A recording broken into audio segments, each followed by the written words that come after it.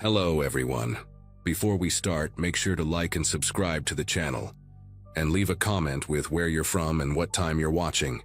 That way, YouTube will keep showing you stories just like this one. Now, let's begin.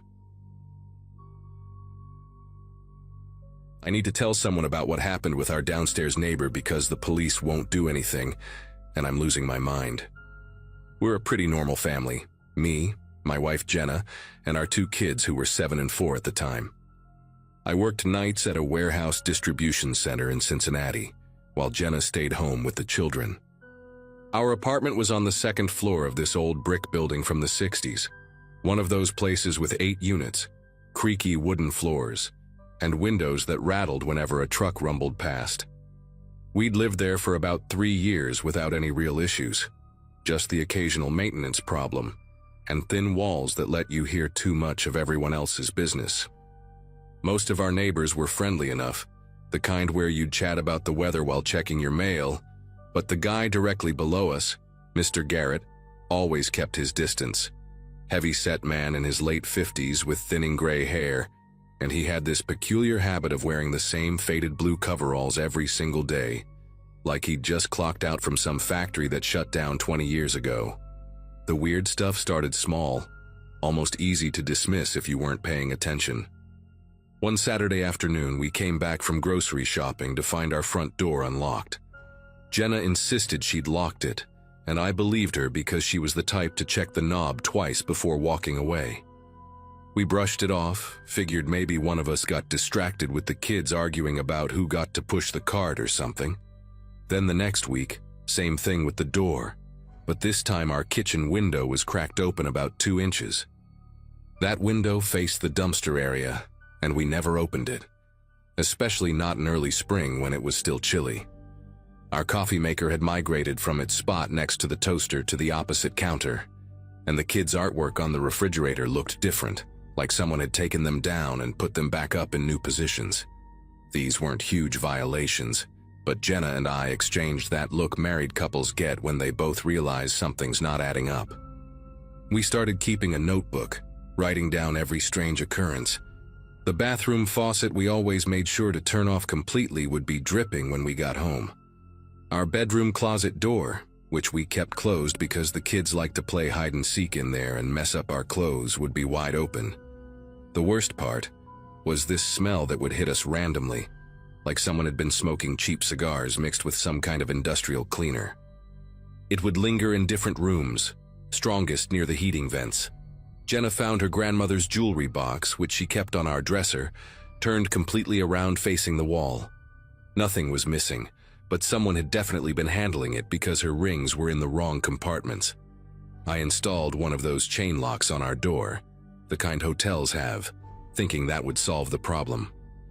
We even changed our routine, started coming home at different times to throw off anyone who might be watching our schedule. About 3 weeks into this madness, I decided to come home early from my shift. Told my supervisor I wasn't feeling well, which wasn't exactly a lie considering the stress was eating me alive. I parked around the corner instead of our usual spot and walked up the back stairwell real quiet. When I got to our floor, I heard footsteps inside our apartment. Slow, deliberate, like someone taking their time. My key was already in my hand when I heard our door click shut. I rushed around the corner just in time to see Mr. Garrett's door closing on the floor below. The hallway still had that same chemical and cigar smell hanging in the air. I stood there for a good minute, trying to process what just happened, my heart hammering so hard I could hear it in my ears. When I finally went inside our apartment, our mail was spread out on the kitchen table, sorted into neat little piles, and every single cabinet door in the kitchen was standing open. I called Jenna immediately, told her to keep the kids at her mother's house for the night. Then I marched straight down to Mr. Garrett's door and pounded on it until my fist hurt. I could hear his TV through the door, some game show with canned laughter, and I knew he was in there.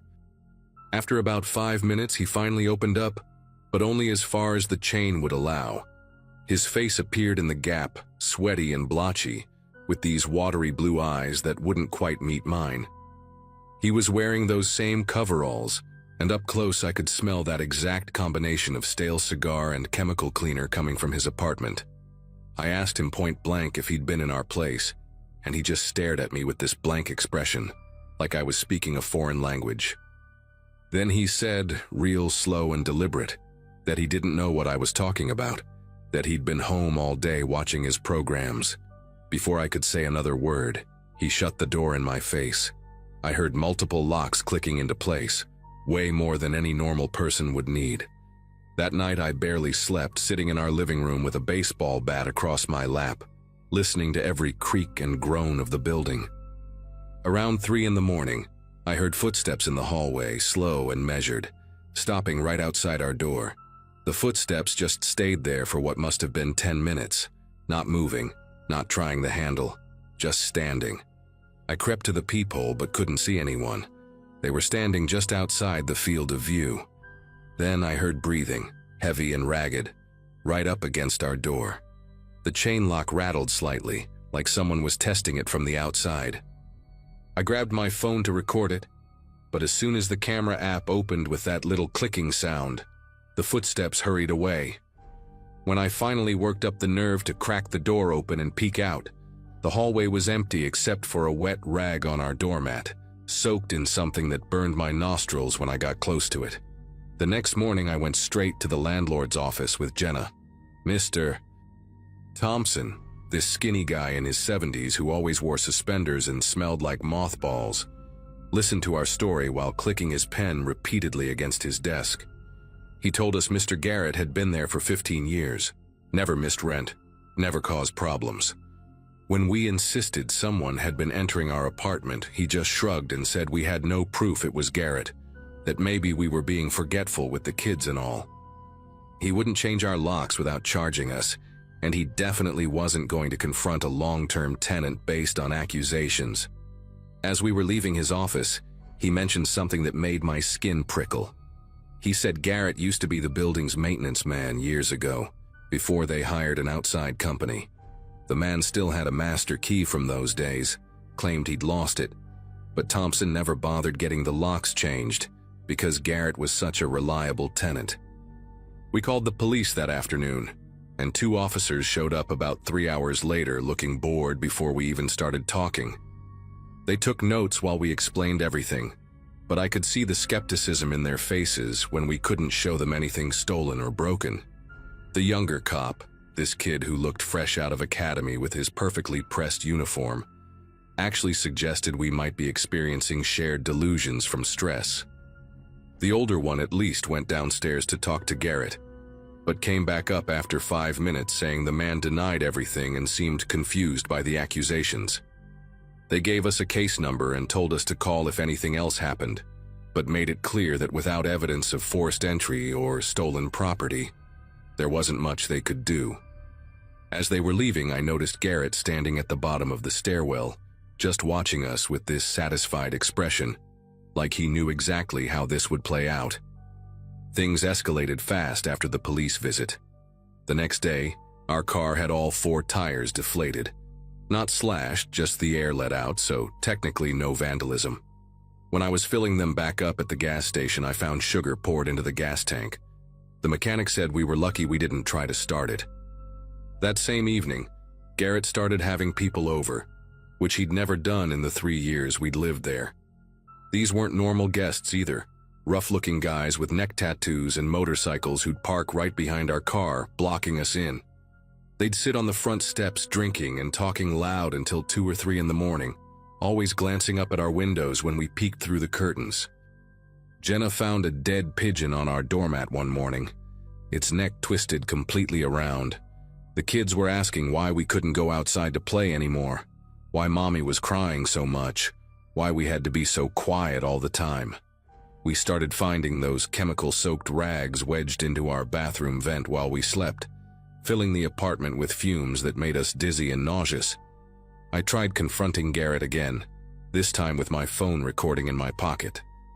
He answered the door immediately, like he'd been waiting, and this time he didn't bother with the chain.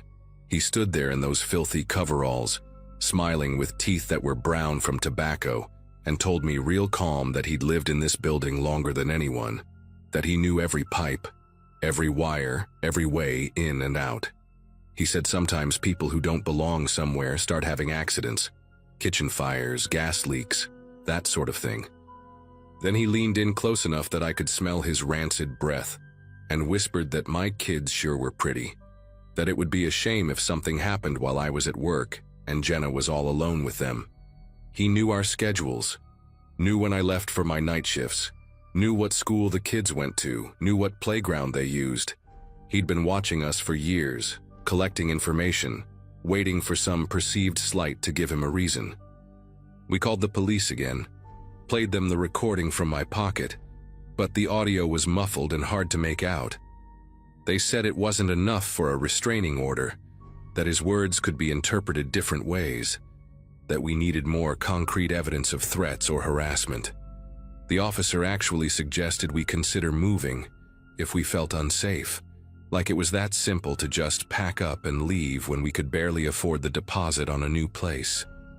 That night we found our door lock had been superglued while we were inside, trapping us until I could get the super to drill it out the next morning.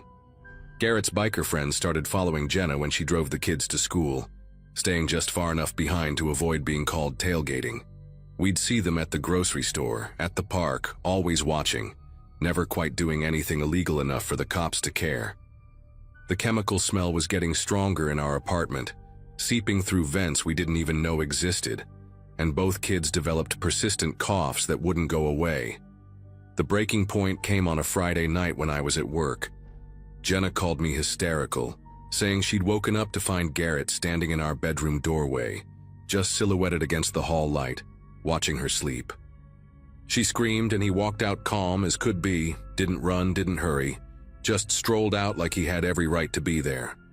The police came again, found our front door lock had been picked, finally had their evidence of breaking and entering. They arrested Garrett that night, but he posted bail the next morning. We packed what we could fit in our car and left that same day, stayed with Jenna's mother for 2 months while we found a new place 3 towns over. We broke our lease, lost our security deposit, had to borrow money for a new apartment. The landlord actually had the nerve to threaten us with legal action for abandoning the property. We never went back for the rest of our stuff. Sometimes I drive by that old building and I swear I can see him in his window, those same coveralls, just waiting for the next family to move in upstairs. The police told us the case was dropped due to insufficient evidence since we wouldn't return to testify. We just wanted it over, wanted our kids to sleep through the night again without asking if the bad man was coming back.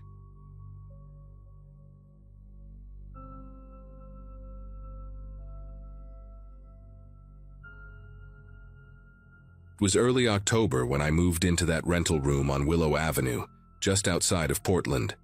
I'd just landed a job at a medical billing company downtown, and after weeks of searching, I finally found this affordable room in a quiet suburban house owned by an elderly couple, the Johnsons. They lived on the main floor while I had a cozy room upstairs with its own entrance through the back stairs. The neighborhood seemed perfect. Tree-lined streets, kids riding bikes, people walking their dogs in the evening. I remember feeling lucky to have found such a peaceful spot, especially after living in a noisy apartment complex near campus for the past 4 years. The Johnsons were sweet, always checking if I needed anything, and their cat, a massive orange tabby named Clementine, would sometimes sneak up to my room and curl up on my bed while I worked from home on Fridays. The first few weeks were uneventful, almost boring in that comfortable suburban way. I'd wake up at 6:30, make coffee in my tiny kitchenette, and head to work. Evenings were for jogging around the neighborhood or reading on the small balcony attached to my room. It was during one of those evening jogs, about 3 weeks after moving in, that I first really noticed the house next door. The paint was peeling off the siding. The grass was overgrown with dandelions taking over what used to be flower beds, and there were always different cars parked in the driveway, beat-up sedans that would appear for a day or two then vanish. The mailbox was stuffed so full that envelopes were falling onto the ground. But what really caught my attention was the woman sitting on the front steps, smoking and staring directly at me as I jogged past. She had stringy blonde hair that looked like it hadn't been washed in weeks, wore an oversized flannel shirt despite the warm evening, and her eyes had this hollow, desperate quality that made me pick up my pace. A few days later, I was carrying groceries from my car when she appeared at the fence separating our properties. "Hey, neighbor," she called out, her voice raspy and too loud. "I'm Diane. Been living here for 8 years, never seen you before." Her fingers gripped the chain-link fence, knuckles white, and I noticed her nails were bitten down to the quick with dried blood around the edges. I introduced myself politely, trying to balance my grocery bags while maintaining some distance. She immediately launched into this rapid-fire monologue about how her ex-husband had left her with nothing, how the government was screwing her over with disability payments, how her daughter never visited anymore. The words tumbled out in a rush, like water breaking through a dam. She kept stepping closer to the fence, and I could smell something sour on her breath even from several feet away. Then, without any transition, she asked if I could lend her $40 for groceries, said she'd pay me back on Friday when her check came in. Before I could respond, Mr. Johnson appeared on our back porch, calling out that he needed help moving something inside. I'd never been more grateful for an interruption. I apologized to Diane, said I had to go, and practically ran toward the house. As I reached the porch, Mr. Johnson pulled me aside, his usually cheerful face serious. "You need to be careful with her," he said quietly, glancing toward the fence where Diane still stood watching us. "She's been trouble for years. Last month she borrowed Peggy's car from across the street, said it was just for a grocery run, and didn't bring it back for 3 days. Peggy found it abandoned at a gas station 20 miles away with an empty tank and fast food wrappers everywhere. He told me that Diane had a pattern. She'd be friendly at first, find out everything about you, then the requests would start. Small things initially, then bigger asks, and if you refused, she could turn nasty. The previous tenant, a college kid named Brandon, had moved out after just 2 months because Diane wouldn't stop knocking on his door at all hours, demanding rides to places or asking to use his phone. For the next couple of weeks, I managed to avoid any real interaction with Diane.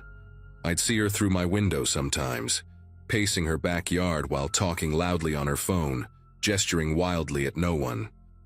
Other times she'd be sitting on her porch with different people, rough-looking men with neck tattoos, women who seemed just as strung out as she was. They'd argue frequently, voices carrying through the thin walls between our houses. I started wearing headphones constantly, even when I wasn't listening to anything, just to have an excuse to ignore her if she tried to talk to me. But she was persistent. She'd appear at the fence whenever I came home from work, always with a new crisis. Her electricity was about to be shut off. Her medication had been stolen. She needed a ride to the pharmacy. Each time I'd make up an excuse. I was late for something, I had a work call, I wasn't feeling well. I could see her getting more agitated with each rejection, her friendly mask slipping just a little more. Then came that Wednesday evening in late October. I'd just gotten home from a particularly stressful day at work, dealing with insurance claims and angry patients. All I wanted was to heat up some leftover pasta and watch Netflix in peace. I was halfway up my back stairs when I heard her voice behind me. "Hey, wait up." Diane was standing at the bottom of my stairs. She'd actually come through the gate into our backyard. She looked worse than usual, her hair greasy and matted, wearing the same stained sweatpants I'd seen her in for the past 3 days. Her pupils were like pinpoints, and she kept scratching at her arms, leaving red marks on her pale skin. "I really need your help," she said, already starting up the stairs toward me. "Just for tonight, I promise. My cousin kicked me out, and I just need somewhere to crash for a few hours until my friend gets off work." The desperation in her voice was mixed with something else, an edge of aggression that made my pulse quicken.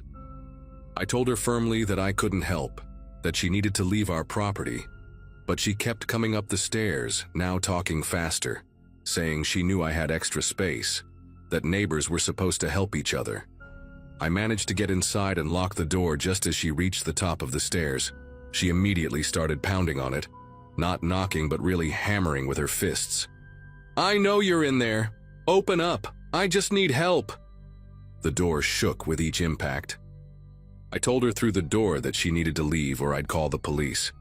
That's when she completely lost it. The pounding turned into kicks, and her yelling became screaming. Raw, primal sounds mixed with curses and accusations. She called me every name imaginable, said I was just like everyone else, that I'd regret this. I could hear Mr. Johnson shouting from somewhere below, telling her to get off his property, but she ignored him.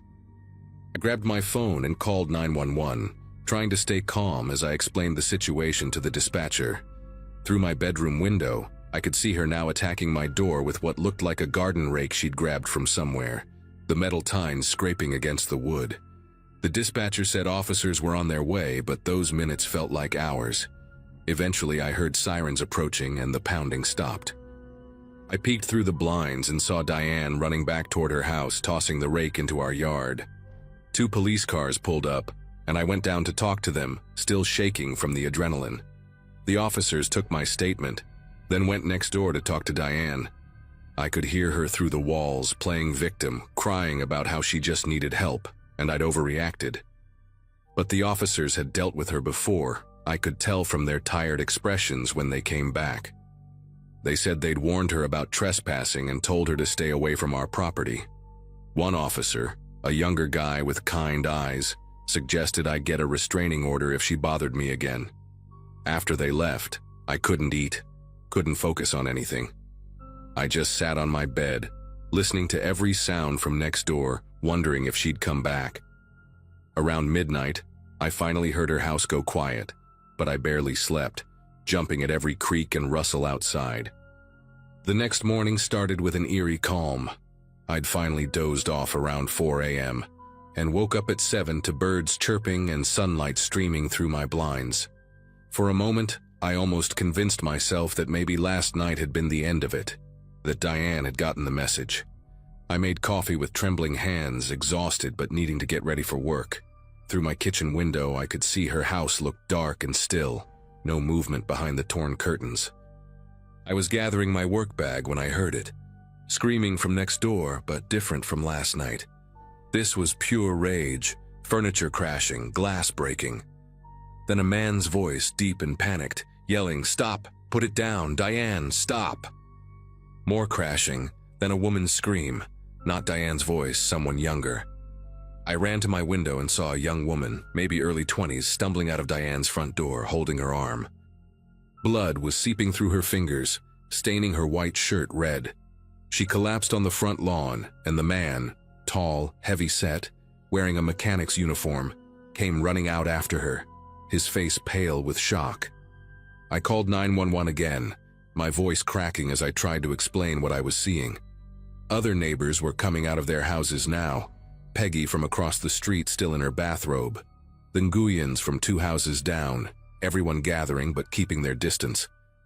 The man was kneeling beside the woman, pressing his jacket against her arm, talking to her in a low, urgent voice. I could hear him saying, "It's okay, Katie, help's coming, stay with me."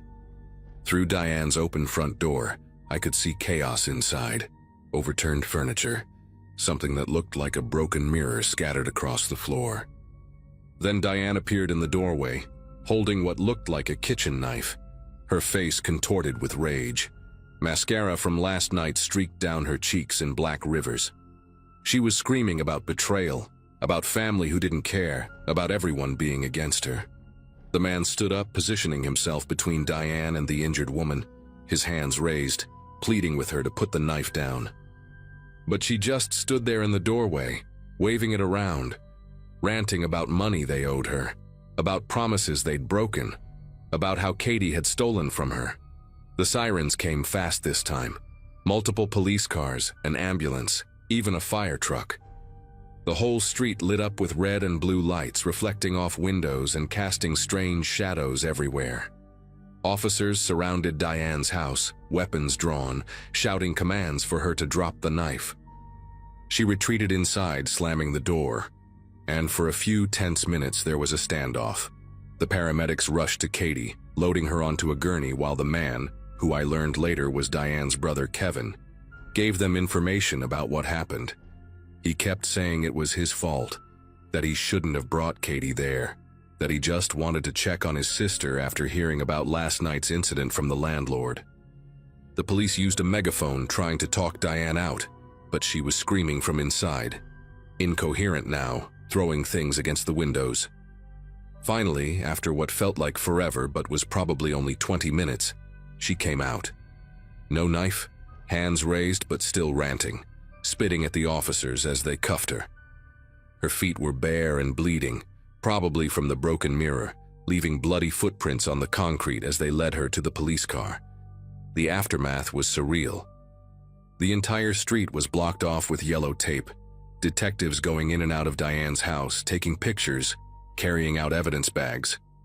I gave my statement to 3 different officers, including details about the night before. Peggy told them about the car incident. The Nguyens mentioned the numerous times they'd called in noise complaints. Everyone had a story about Diane. Kevin sat on the curb for hours, head in his hands, occasionally answering questions from detectives.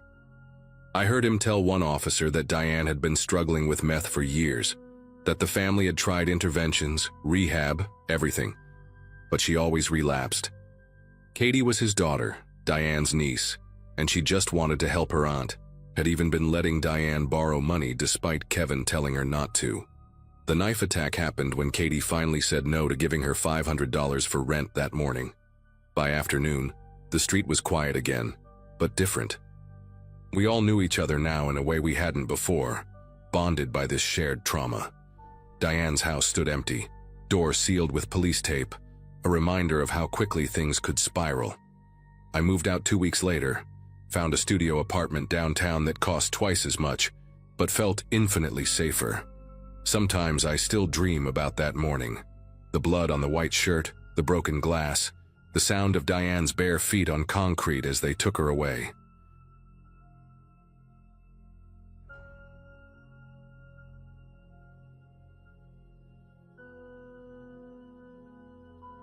The scraping of metal against frozen dirt at 3 a.m. isn't a sound you forget.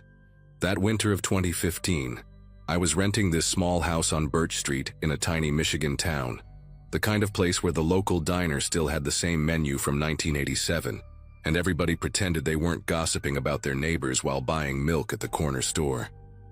I'd moved there after my divorce, taking night shifts at the hospital as a radiology tech, which meant I kept odd hours and noticed things other people missed.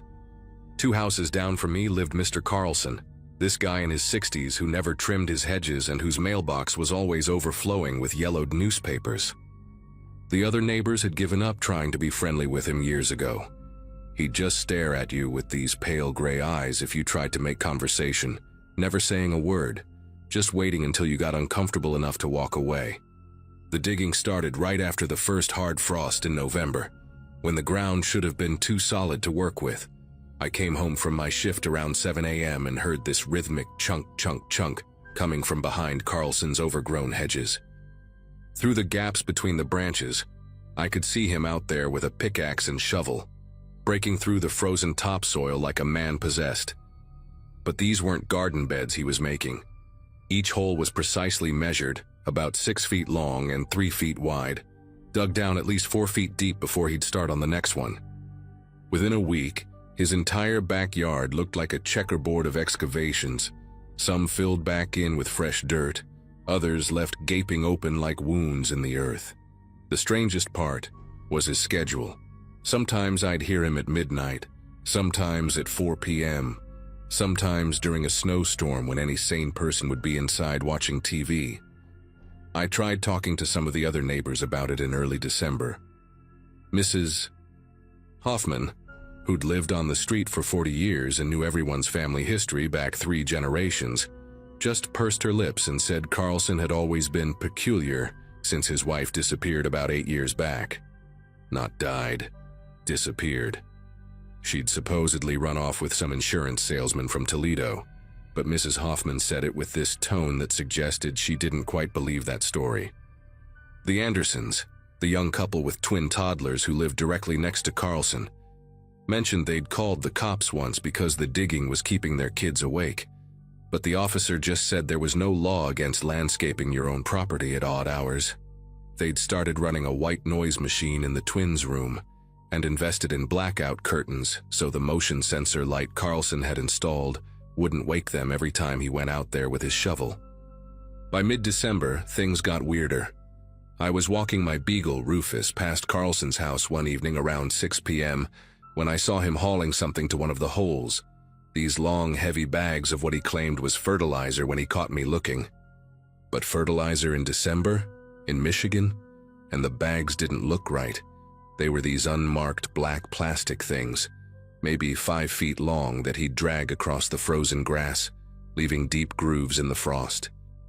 He'd lower them carefully into the holes with this elaborate pulley system he'd rigged up, like they were fragile or important somehow. When he saw me watching, he didn't say anything, just gave me this long, empty stare that made Rufus start whimpering and pulling at his leash to get away. After that, I started taking a different route for our walks, but I could still hear that shovel hitting dirt at all hours, a metallic heartbeat that seemed to pulse through the whole neighborhood. The thing that really made me start documenting everything was when I noticed the pattern.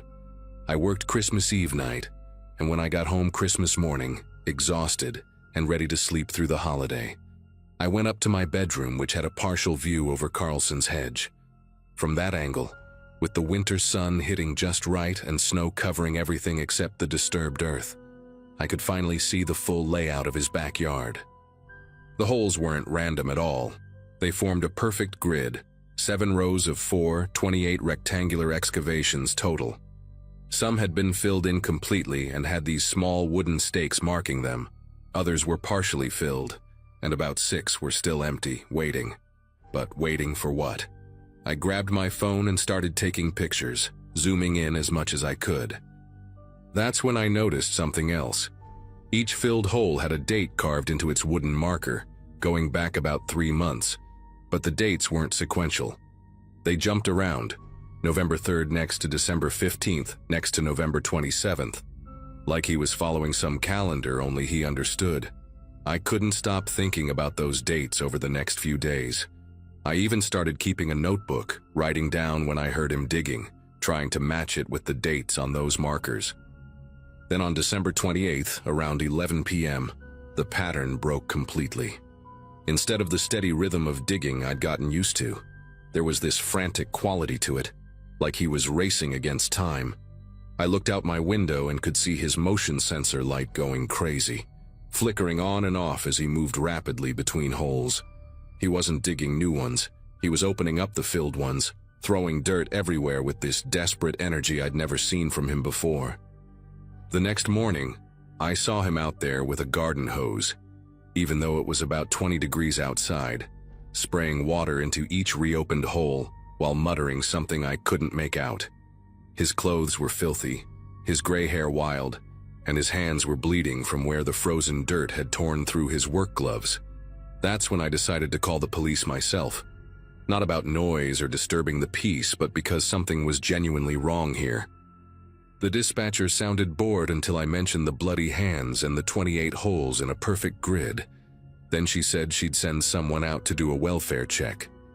About an hour later, I watched from my kitchen window as a single patrol car pulled up. The officer, this young guy who looked fresh out of the academy, walked up to Carlson's door and knocked. They talked for maybe 5 minutes on the porch. I could see Carlson gesturing wildly, pointing toward his backyard, and the officer nodding along. Then, to my complete disbelief, the cop just left. I caught him before he drove away and asked what was going on. He said Mr. Carlson explained he was installing an elaborate drainage system for a greenhouse he was planning to build in the spring. Showed him receipts for PVC pipe and everything. The dates on the stakes were supposedly when different sections needed to be completed, according to some farming almanac.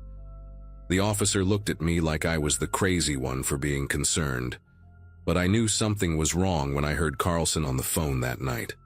My bedroom window was cracked open despite the cold because my radiator was acting up, making the room too hot. Around 2 a.m., I heard his voice carrying across the frozen air from his backyard. Not the words exactly, but the tone.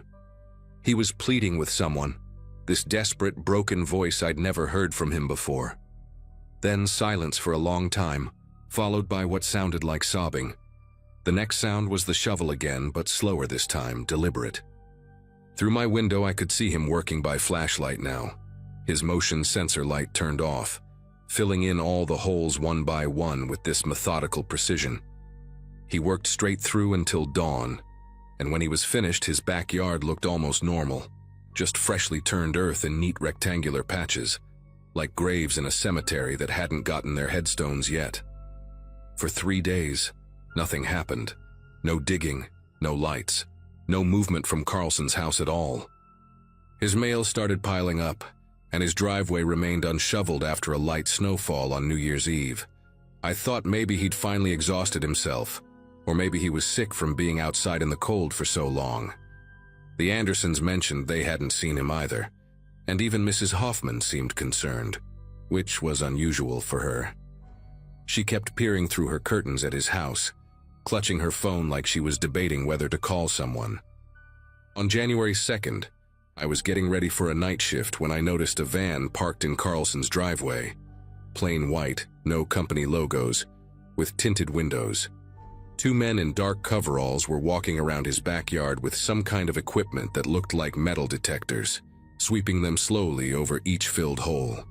They spent about an hour out there, occasionally stopping to plant little orange flags in the ground, marking specific spots in that grid of disturbed earth. The sirens came that evening, right as I was leaving for work. Not just 1 or 2 patrol cars, but the whole circus. Multiple police vehicles, an ambulance, crime scene van, even the coroner's truck. They blocked off the entire street. Yellow tape everywhere, uniforms going in and out of Carlson's house with evidence bags and cameras. I had to show my hospital ID just to get my car out of my own driveway. By the time I got home the next morning, they'd set up these white tents over Carlson's entire backyard, the kind you see on crime shows when they're trying to preserve evidence from the weather. Neighbors were clustered in small groups along the street, whispering and pointing, everyone suddenly having a story about how they'd always known something was off about him. Mrs.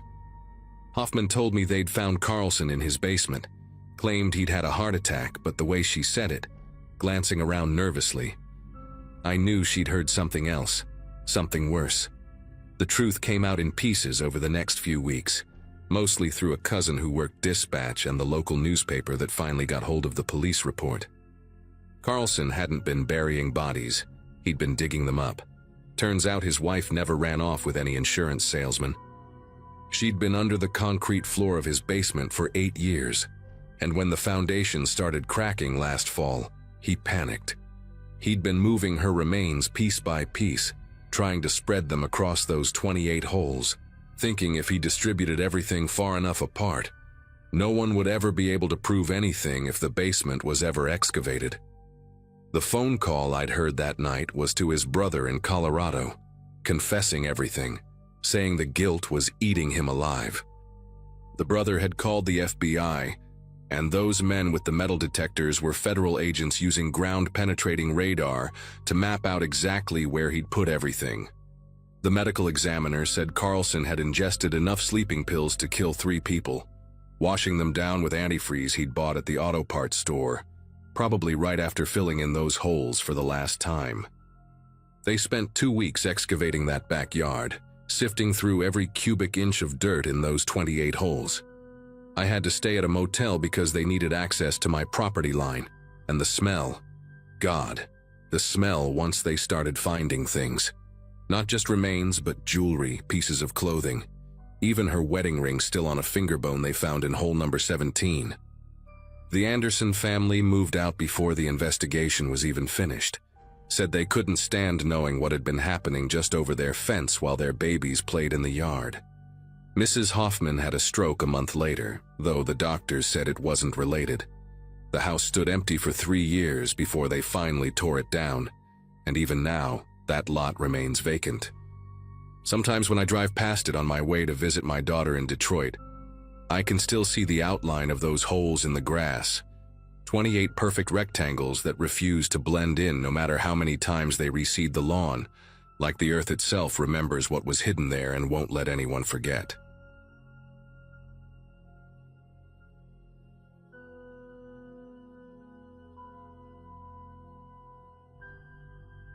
"7 months ago, I moved into what seemed like the perfect rental house in a quiet neighborhood just outside of Phoenix.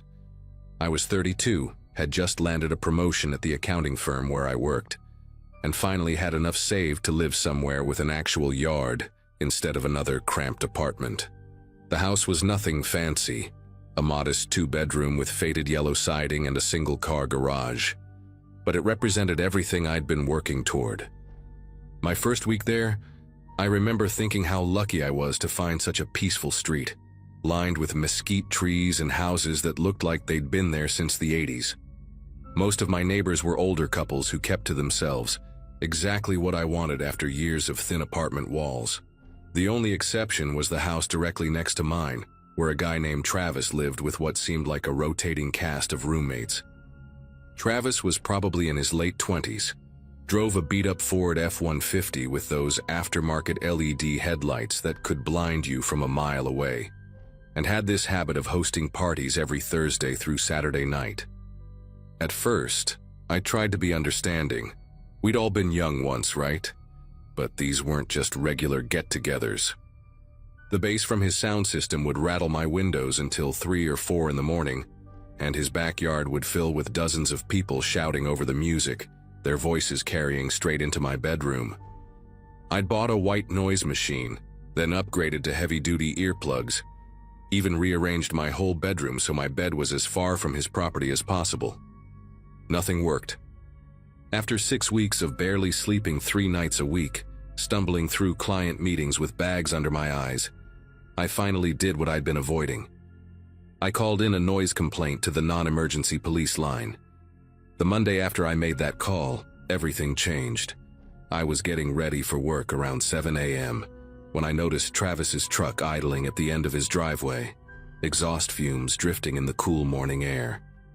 Strange thing was, he was just sitting there, not looking at his phone or anything, just staring straight ahead through his windshield. I didn't think much of it until I backed out of my garage and started down the street.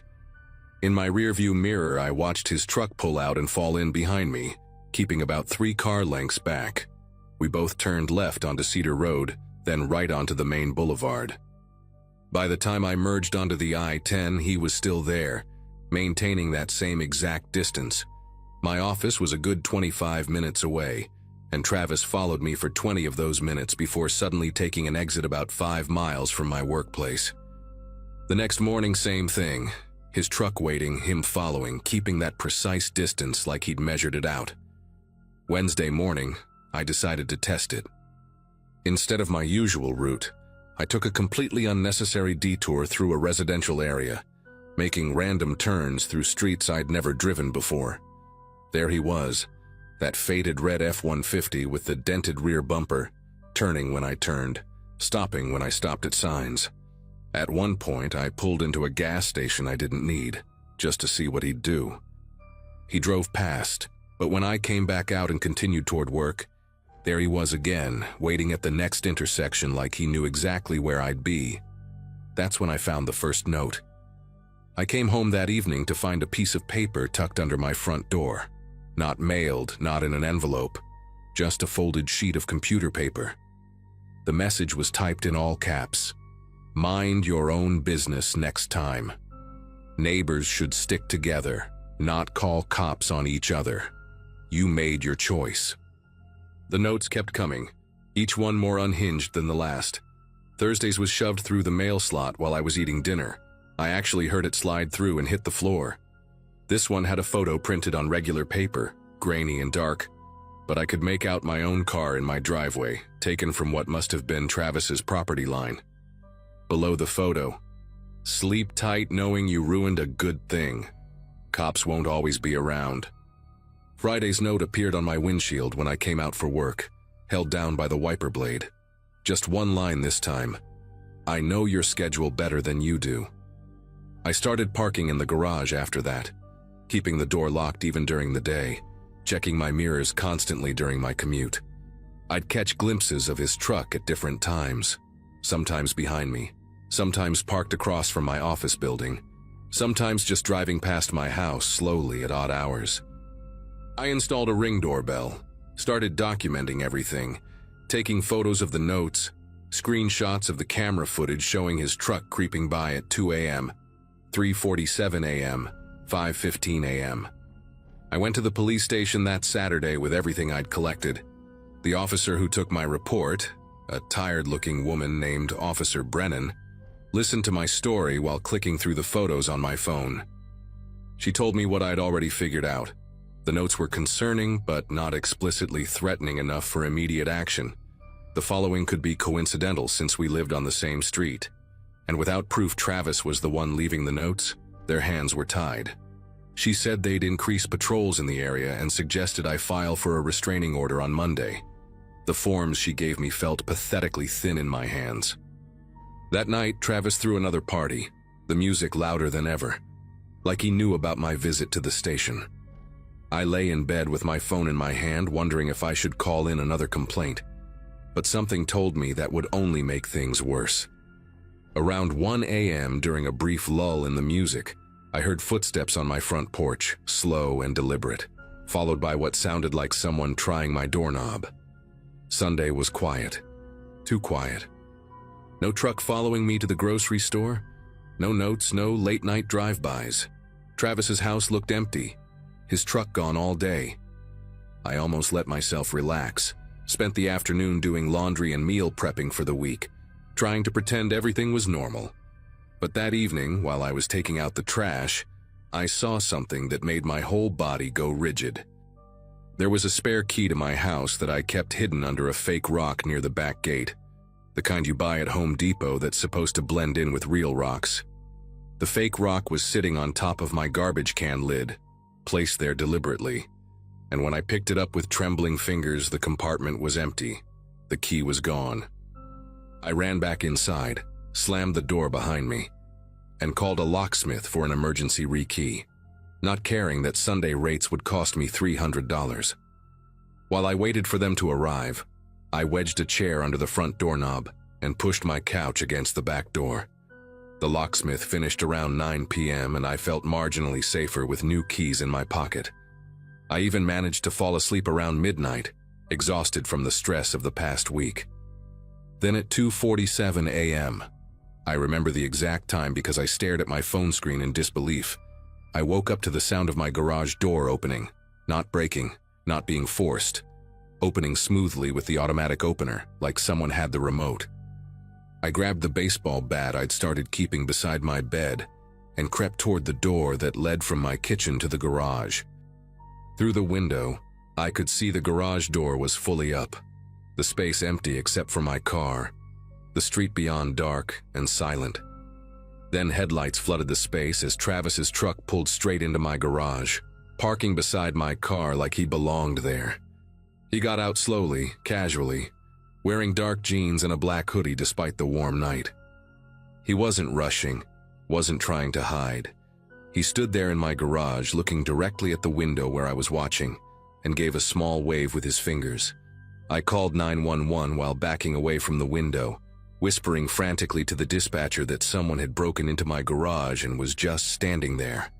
Travis must have heard me on the phone because he started walking toward the door that connected the garage to my kitchen, the same door I was standing behind. He didn't try the handle, didn't knock, just stood on the other side, maybe 2 feet away from me with only that hollow door between us. Then he started talking, his voice calm and conversational, loud enough to carry through. You know, I grew up in this house. My parents owned it for 30 years before they sold it. I helped my dad install that garage door opener when I was 16. Still remember the code, 1988, his birth year. Funny how new owners never think to change those things. He paused and I could hear him shifting his weight, the concrete creaking under his boots. The parties were never about the music, man. It was about respect. This whole street, we look out for each other. But you went straight to the cops. Didn't even try to talk to me first. The dispatcher kept asking me questions, but I could barely focus. Just kept repeating the address and begging them to hurry. Travis continued, his tone getting harder. I've been really patient with you. Following you to work? That was just me showing you I could. The notes? Just trying to communicate since you clearly don't like face-to-face conversation. But breaking into my old house to stand in my old garage? That's me being nice. Because what I really want to do is open this door and explain things properly.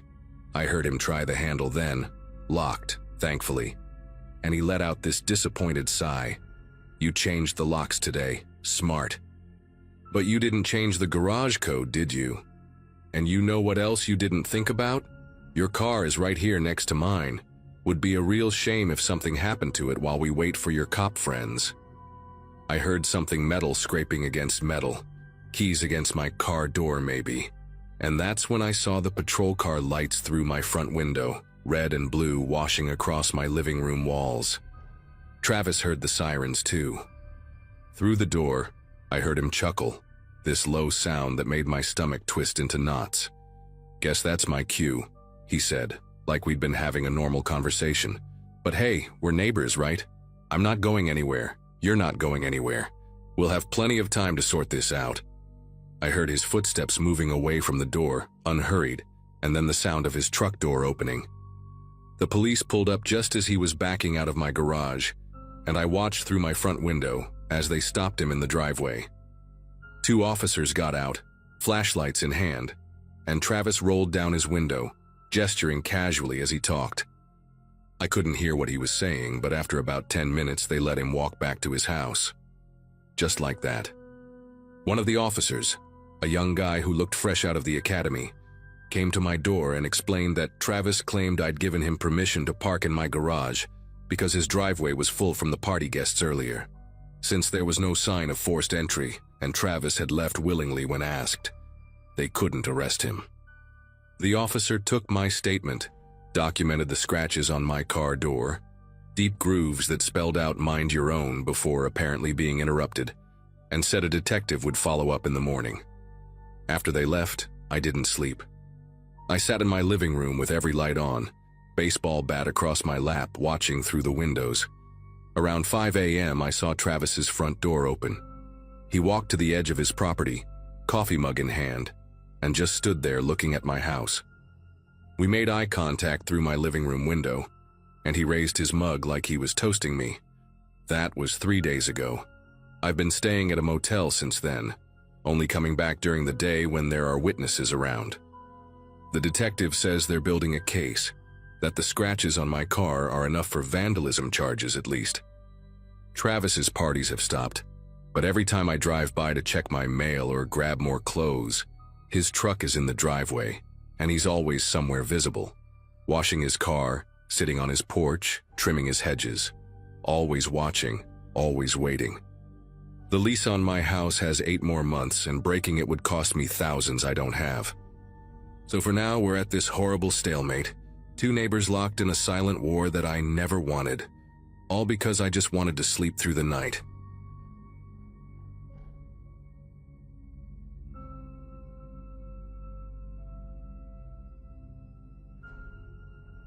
The rental house on Ashwood Drive came with warnings we chose to ignore, because the price was too good to pass up. 5 college students splitting $800 a month meant we could actually afford groceries and textbooks that semester, which mattered more to us than Frank the landlord's nervous comments about colorful neighbors, while he jingled his keys and avoided eye contact.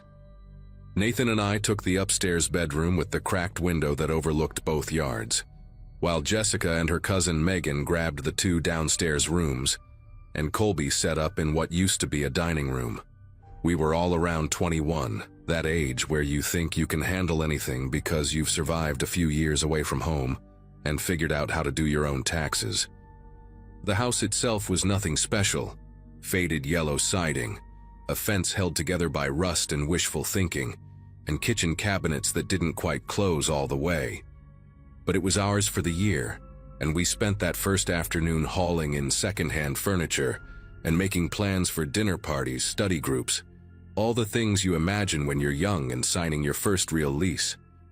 The duplex next door looked like our house's evil twin, same structure, but where we had Jessica's attempt at a flower garden and string lights Nathan hung crooked across the porch, they had broken glass ground into the dirt and aluminum foil covering every window.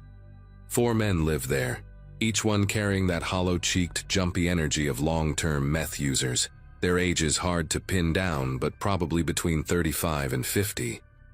The chemical smell hit you before you even saw them, this acidic burn that made your nose itch and your eyes water if the wind blew wrong. Their fights were legendary among the other student rentals on our block. Volcanic screaming matches at 3 a.m. that ended with someone getting thrown into the fence or car windows, getting smashed with crowbars. But the tall one with the shaved head was different from the others. While they'd scream and throw punches at each other, he'd stand perfectly still on their porch, smoking cigarette after cigarette, these prison tattoos crawling up his neck like black veins. His eyes were this washed-out gray, like dirty ice, and whenever I walked from my car to the front door, he'd track my movement without turning his head, just his eyes following me until I disappeared inside. Everything changed on a Thursday night in early September, when their usual screaming match turned into something else entirely. Nathan and I were upstairs studying for midterms.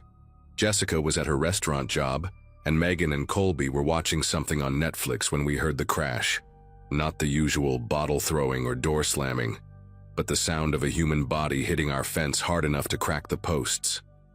Through our bedroom window, I saw two of them beating the third one with what looked like pieces of rebar, real methodical hits to his ribs and legs while he curled up in the dirt trying to protect his head. The tall one with the gray eyes just stood there watching, lighting another cigarette with steady hands while his roommate got destroyed 10 feet away. Nathan was already on the phone with 911, but I couldn't look away from the tall one's face. He was smiling this small, satisfied smile, like he was watching his favorite TV show. When the cops finally showed up 15 minutes later, the beaten guy was unconscious, blood pooling under his face, and they had to call an ambulance. The other three stood there lying through their teeth, claiming he fell down the stairs, and somehow the cops bought it or just didn't care enough to push it. After that night, the tall one started paying attention to me in a way that made my skin prickle with warning. He learned my schedule somehow. He'd be sitting on their porch when I left for my morning classes at 8:30, still there when I got back around 2. Always in the same plastic chair with its broken armrest, always smoking and staring. He started showing up at the grocery store where I shopped, never with a cart or basket, just wandering the aisles until he found me, then staying exactly 2 aisles over, close enough that I could feel him watching through the gaps in the shelves. Once I tested it, doubling back through the cereal aisle 3 times, and each time he adjusted his position to keep me in sight. The campus coffee shop where I studied Tuesday afternoons. Suddenly he was there too, sitting in the corner with nothing but a water cup, those gray eyes locked on me over my laptop screen. Nathan wanted to confront him, but I begged him not to, remembering that smile while his friend bled into the dirt, knowing that provoking someone like that would only make things worse. The stalking escalated the following week when I found him standing directly outside our front door at 11 p.m., just standing there in the dark, not knocking or trying the handle, just breathing loud enough that I could hear it through the wood. I'd gone downstairs to get water and saw his shadow through the frosted glass panel, this tall dark shape that wasn't moving at all. My phone was upstairs, Nathan was asleep, and I stood there in our hallway for 20 minutes, barefoot on the cold hardwood, watching that shadow and praying he'd leave. When Jessica's key finally rattled in the lock from the other side, he stepped back into the darkness so fast she didn't even see him, just walked in complaining about her shift while I stood there shaking, trying to explain what had just happened.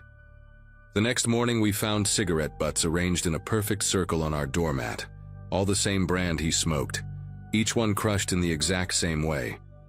Nathan called the cops, but they said standing on a porch wasn't illegal, and without proof of threats or trespassing, there was nothing they could do. The officer, this tired-looking woman who'd probably dealt with our neighbors before, just shrugged and suggested we get better locks and maybe some cameras if we were really worried. That Friday, things got worse when Nathan and I came home from a late movie to find the tall one sitting on our porch steps, not his own. He was carving something into the wooden railing with a pocket knife, these deep gouges that turned out to be my initials when we looked closer later.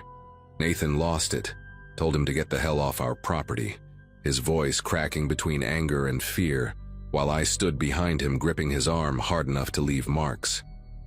The tall one stood up real slow, unfolding himself like some kind of insect, until he towered over both of us. He must have been 6'4" at least, with arms covered in those homemade tattoos that looked like infection waiting to happen. He leaned in close enough that I could smell him. Cigarettes, something chemical, and this underlying stench like meat starting to turn. And said my name, just my first name, in this whisper that sounded like he'd been practicing it. Then he walked back to his place without another word, but stopped at the property line to look back and blow me a kiss. Nathan called 911 again, and this time they sent 2 officers who took a report and pictures of the carved initials, but said since he left when asked it was just misdemeanor vandalism at worst. We started taking precautions after that. Nathan walked me to and from my car every single time. We installed a doorbell camera with our pooled tip money from Jessica's restaurant job, and Colby started sleeping on the couch downstairs with that baseball bat within reach. For 3 days, we didn't see the tall one at all, and I started to think maybe the police visit had scared him off. But on Monday night around 2 a.m., I woke up to Nathan squeezing my shoulder, his whole body rigid beside me in bed. Through our cracked window came voices from below, not yelling this time, but low conversation, and the unmistakable sound of our back gate's latch being worked. The gate had a padlock, but we could hear metal scraping against metal, testing, prying. Nathan already had his phone out calling 911 while I crept to the window and peeked through the blinds. There were 3 figures in our backyard, the tall one and 2 of his roommates, all of them moving with that twitchy meth energy, but trying to be quiet about it. One had bolt cutters. Another was carrying something wrapped in a towel that had the weight and shape of a crowbar or worse. They got through the padlock in less than a minute, and then they were in our backyard proper, moving toward the house with purpose. The tall one went straight for the spot under our bedroom window, looking up like he knew exactly which room was mine, while the other 2 spread out to check the back door and the windows of the ground floor bedrooms where Jessica and Megan were sleeping.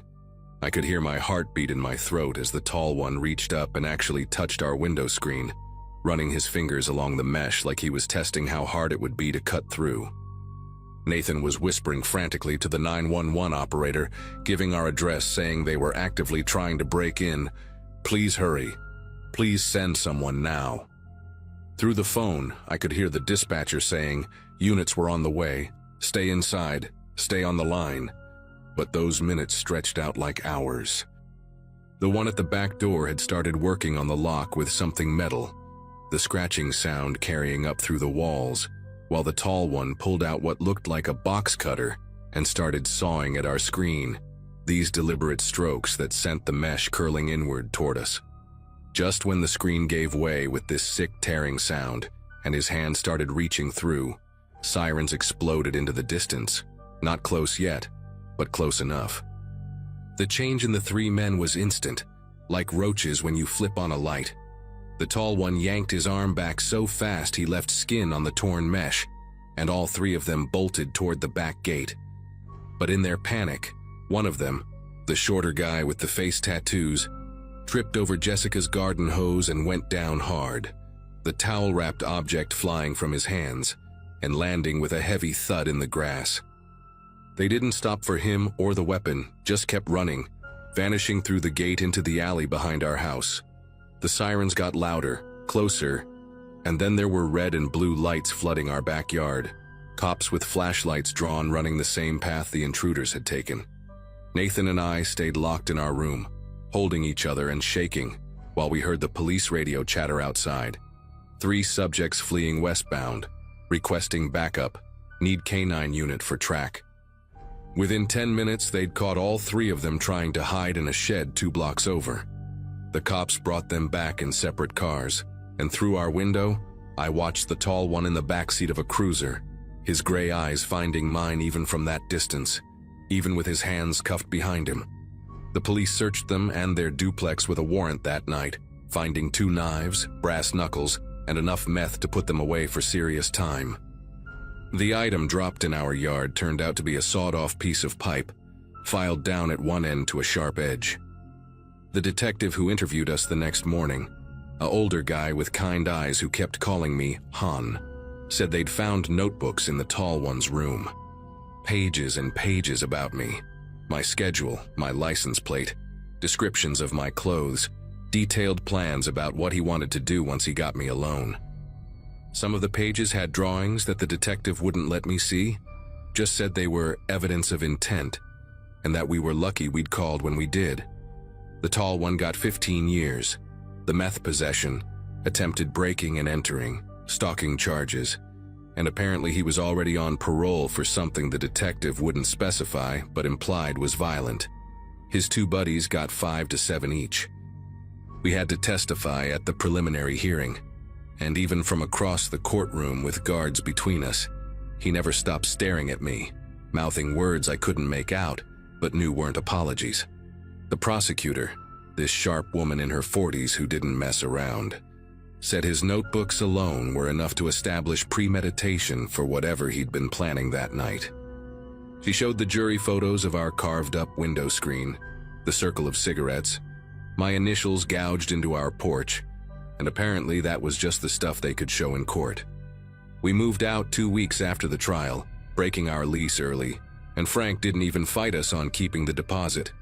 Turned out we weren't the first tenants to have problems with that duplex next door, just the first ones to survive long enough to press charges. Jessica found us a new place closer to campus, more expensive, but in a neighborhood full of families and retired professors who complained if your music was too loud after 9 p.m., which sounded like paradise after Ashwood Drive. 6 months later, I ran into the detective at a coffee shop downtown, and he recognized me immediately, asked how I was doing with this genuine concern that made me tear up right there by the espresso machine. He told me something that still makes my whole body go cold when I think about it. They'd found more notebooks hidden in the tall one's ceiling, older ones, with notes about other girls. 3 different women over 2 years, all college students, all living within a few blocks of that duplex. 2 had moved away suddenly, breaking leases just like we did, and 1 had been reported missing 6 months before we moved in, though they could never prove anything. The detective said the tall one wasn't talking, would probably never admit to anything, but the way he said it made me understand what he really meant. We got out just in time. Nathan and I are still together, living in a different state now, both graduated and working normal jobs, but I still check locks obsessively, still look for gray eyes in crowds, still wake up sometimes thinking I hear someone sawing through window screens. The detective gave me his card that day in the coffee shop, said to call if I ever needed anything, and I still carry it in my wallet like a talisman, proof that it really happened, that we really survived it, that those 3 a.m. sirens really did save my life.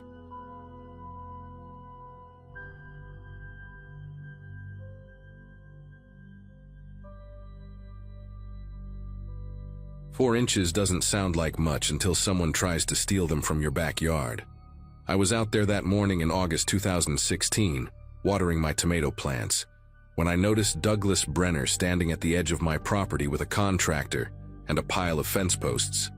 They were setting markers and something was wrong. The line they were marking cut into my yard, past where the old chain-link fence had stood for 40 years. Oliver, my rescue beagle, was barking at them through the window, sensing trouble before I fully understood what was happening. I walked over, still holding the garden hose, water dripping onto my bare feet. Douglas didn't even acknowledge me at first, just kept pointing at spots for the contractor to mark, consulting this little notebook he always carried. When I asked what they were doing, he said, without looking up, that he was fixing a 40-year-old mistake, and that the property line had been wrong since before I was born. Those 4 inches of grass I'd been mowing for 2 years? According to him, they'd always been his. I should explain who Douglas was because nothing about this man was normal. Mid-50s, worked some kind of night security job that had him leaving at 10 p.m. sharp every night. He'd moved in about 6 months after I'd inherited my grandmother's house, and from the start, he was peculiar. Impossibly tall at 6'3", he had this way of walking where he'd lean forward like he was pushing through an invisible barrier. His hair was dyed this aggressive auburn color that looked like rust in the sunlight, always slicked back with enough gel to style 3 people. But the strangest thing was his measuring obsession. I'd catch him at all hours with a tape measure, checking distances between his driveway and the curb, from his mailbox to his front door, always writing numbers in that notebook. Once I saw him at dawn, literally measuring the height of his grass before mowing it. The man treated his property like it was a crime scene that needed constant documentation, and now he wanted 4 inches of mine. The argument started civil enough. I told him we needed to check the property records at City Hall before anyone built anything. He pulled out a folded survey map from his back pocket. Of course he had one ready, covered in pencil marks and calculations. His finger, which I noticed had a perfectly manicured nail, traced along a line that did indeed show the property boundary, cutting into what I'd always considered my yard. But here's the thing. My grandmother had lived in that house since 1976, and that chain-link fence had been there when she moved in. 40 years of established boundary had to count for something, right? I mentioned adverse possession, something I'd Googled on my phone while he was talking, and his face changed. Not dramatically, but his jaw tightened and this vein appeared on his temple, pulsing like a little worm under his skin. He folded the map very slowly, creasing each fold with his thumbnail, and said I had 24 hours to reconsider my position before he proceeded with the fence installation. That night I couldn't stop thinking about the conversation. I kept replaying how his voice had dropped when he said reconsider, how he'd smiled but only with his mouth while his eyes stayed flat and unblinking. Oliver was restless too, kept growling at the window that faced Douglas's house. Around midnight, I heard something outside and peeked through the blinds. Douglas was out there with a flashlight and his tape measure, walking the disputed line over and over, occasionally stopping to write in his notebook. He did this for 2 hours straight, just pacing and measuring, and at one point he stood at my bedroom window for a full minute, flashlight pointed down but clearly aware which room was mine. I called my friend Amy, asked if I was being paranoid. She said to document everything, maybe install a camera. I wish I'd listened to her sooner. The next morning, Wednesday, I went to City Hall right when they opened. The clerk who helped me, a woman named Dolores with cat-eye glasses and fingernails painted different colors, pulled up the property records on her ancient computer. The original plot maps from 1951 were unclear about the exact boundary. The measurements were in some old surveying system that nobody used anymore. But here's what Dolores found interesting. In 1976, when my grandmother bought the house, there was a surveyor's note mentioning the existing fence as the established boundary marker. She printed everything out for me, highlighting the relevant parts with a yellow marker that smelled like artificial lemons. I felt vindicated, had this whole speech planned for Douglas about respecting long-time boundaries and being a good neighbor. When I got home, his contractor was already there, post-hole digger running, and they'd started installing the fence exactly where Douglas wanted it. The 4 inches of my yard now had posts cemented into it. I marched over there with my papers, Oliver trailing behind me on his leash because I didn't trust him not to bite someone in my current mood. Douglas was standing by his garage, watching the work with his arms crossed. When I showed him the documents, he didn't even look at them. Just stared at me with this expression I can only describe as amused contempt, like I was a child showing him a crayon drawing.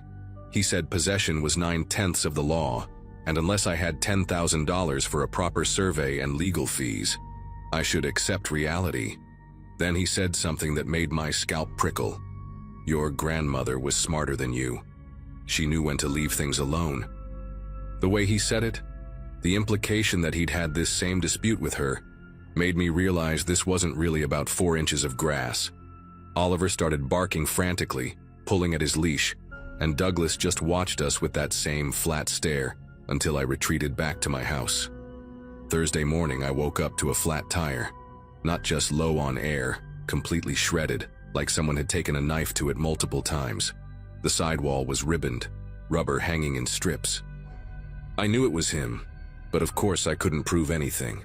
The security camera I'd ordered wouldn't arrive until Monday. I called in sick to work, got the tire replaced at a shop downtown. The mechanic, a kid maybe 20 years old with gauge earrings and grease under his fingernails, asked if I'd pissed someone off because this was deliberate damage, no question. Cost me $200 I didn't really have. When I got home, the fence was completely installed, and Douglas had already hung a no trespassing sign on his side, facing my yard. But that wasn't the worst part. Oliver was in my front yard, running loose, my back gate wide open. He never left the backyard on his own. Someone had deliberately let him out. I found him sniffing around Mrs. Garrison's petunias, thankfully unharmed, but the message was clear. Friday was quiet, almost worse than if something had happened. I worked my full shift, came home to find everything seemingly normal. Douglas's car was gone, his night shift. I stood at my kitchen window looking at that new fence, at those stolen 4 inches of yard, and felt this rage building in my chest. Around 8 p.m. I grabbed a measuring tape from my grandmother's old toolbox and went outside. I wanted to document exactly how far into my property he'd built.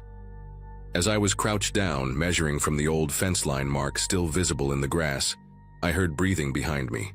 Heavy, deliberate breathing. Douglas was standing 3 feet away, dressed in his security uniform. Black pants, black shirt with some company logo I couldn't make out in the dim light. He must have doubled back after leaving. "Measuring won't change anything," he said, his voice so calm it raised goosebumps on my arms. "But if it makes you feel better, go ahead. I'll wait." And he did. Stood there for 20 minutes while I pretended to take measurements, my hands trembling so badly I could barely hold the tape steady. Saturday morning brought a new development. I woke up around 7 to Oliver going absolutely insane, barking and scratching at the back door. Through the kitchen window I saw Douglas in my backyard, not his newly claimed strip, but deep in my actual yard, near my tomato plants. He was on his knees with that notebook, sketching something, occasionally standing up to take photos with a digital camera that looked like it belonged in a museum. When I yanked open the door to confront him, he calmly stood up and walked toward me, not hurrying, not acknowledging he'd done anything wrong. "Your eastern boundary is also incorrect," he announced, like he was telling me the weather. "The previous owners of my house let your grandmother encroach there too. 3 feet, possibly 3.5. He held up his notebook, showing me incomprehensible diagrams and numbers. "I'm being generous, only taking back the 4 inches on the north side, for now." The way he said, "for now," made my knees weak. This wasn't going to end with the fence. The real escalation happened Saturday night. I'd called the police earlier about the trespassing, but they said without proof of damage or threat, it was a civil matter. The officer who came by, a tired-looking woman named Officer Reeves, basically told me to get a lawyer. Around 11 p.m. I was getting ready for bed when Oliver started growling at the front door. Through the peephole I saw Douglas standing on my porch. Not knocking, not moving, just standing there facing my door with his hands clasped behind his back. I didn't open it, obviously. Called 911, but by the time they arrived 15 minutes later, he was gone. Officer Reeves came back, looked annoyed, suggested maybe I was overreacting to a neighbor dispute. But then we found what he'd left. A manila envelope tucked into my screen door. Inside were dozens of photos of my house, some dating back years. My grandmother working in the garden, her at the mailbox, even some through windows showing her watching TV. At the bottom of the stack was a handwritten note. "She understood the importance of boundaries. You need to learn." Sunday was when I decided to fight back, but not how you'd think. I spent the morning at my grandmother's old desk, going through her papers, looking for anything about Douglas. Found it in a notebook from 2014, her shaky handwriting describing the strange man next door who watches through the fence. She documented dates and times, just like he did with his measurements. One entry made me nauseous. "He comes into the yard when I'm at church. Leaves things moved just enough so I know he was here. Police won't help.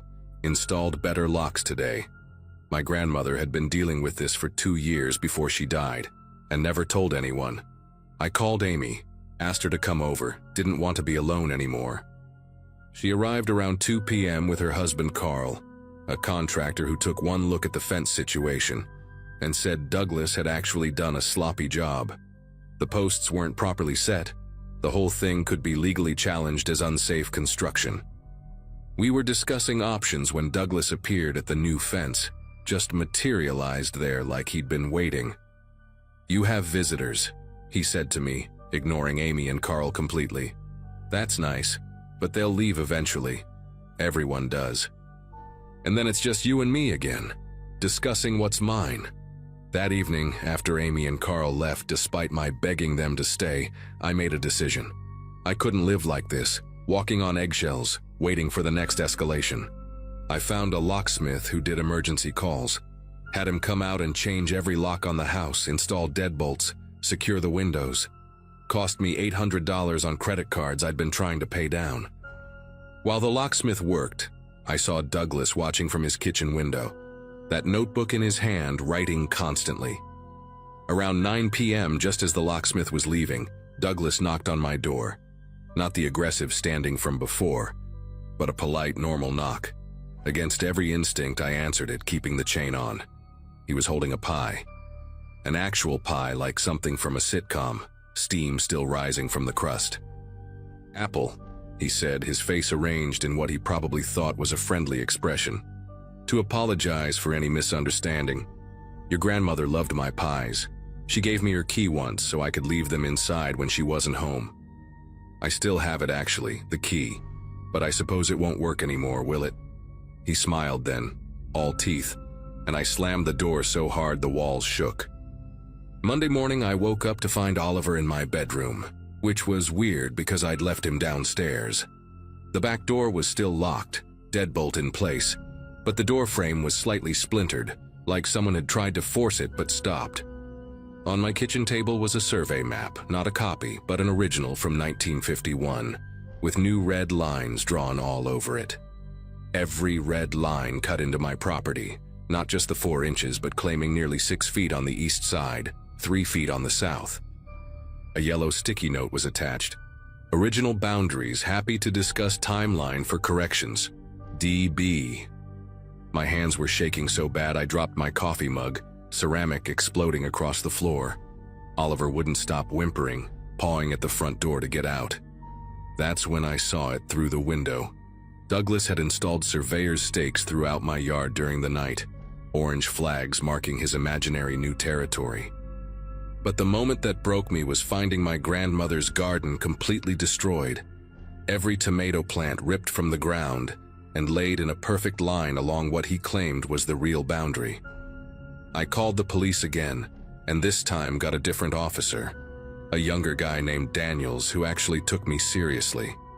He looked at the splintered door frame, the photos Douglas had left earlier, my grandmother's journal entries.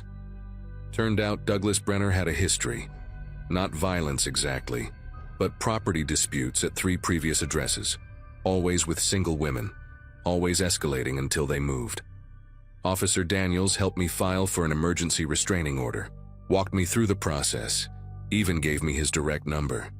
The court date was set for Thursday.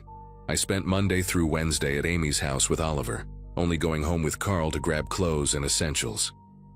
But Douglas must have been watching, because each time we went there was something new. More stakes, new red lines spray painted on my driveway, and once, all my mail spread across the porch in a perfect grid pattern, each piece exactly 2 inches apart. Thursday's court hearing was surreal. Douglas showed up in a suit that looked like it hadn't been worn in years, too tight in the shoulders, pants an inch too short. He'd brought a briefcase full of his documentation, hundreds of pages of measurements, photos, maps, all in clear plastic sleeves with typed labels. When he spoke to the judge, his voice was different, higher-pitched, almost childlike, explaining how he was just trying to restore proper order to the neighborhood. The judge, a no-nonsense woman named Harrison, looked through his papers for maybe 30 seconds before granting the restraining order. Douglas couldn't come within 100 feet of me or my property, had to remove all his stakes and markers, and the fence issue would be handled in civil court. When the judge read the decision, Douglas's face didn't change, but his left eye started twitching, this rapid flutter that made him look like he was winking repeatedly. He packed up his briefcase methodically, each paper returned to its exact place, then stood up and stared at me for a full 10 seconds before Officer Daniels told him to move along. The next 3 days were peaceful. Douglas's stakes disappeared. The fence remained, but I'd deal with that legally, and I actually slept through the night. Sunday evening, I was back home feeling almost normal when Oliver started barking at the back door again. Douglas wasn't there. He couldn't be, not without violating the order. But lined up along the fence on his side were dozens of garden gnomes, all facing my house. Each one had a tiny notebook glued to its hands and miniature measuring tapes attached to their belts. In the center was a larger gnome with auburn hair painted on, obviously meant to be him. I called Officer Daniels, who came by and took photos, but said technically it wasn't a violation. The gnomes were on his property.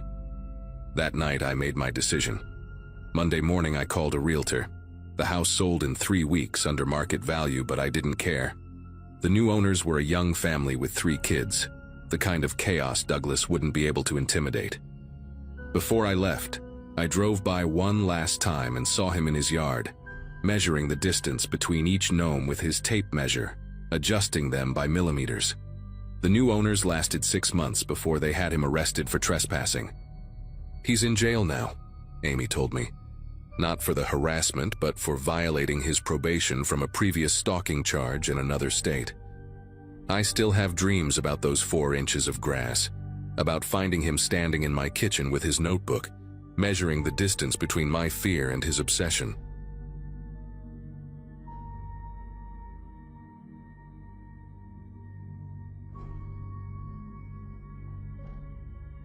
My name's Daniel, and at the time all this went down, I'd been living in a quiet cul-de-sac for about 3 years.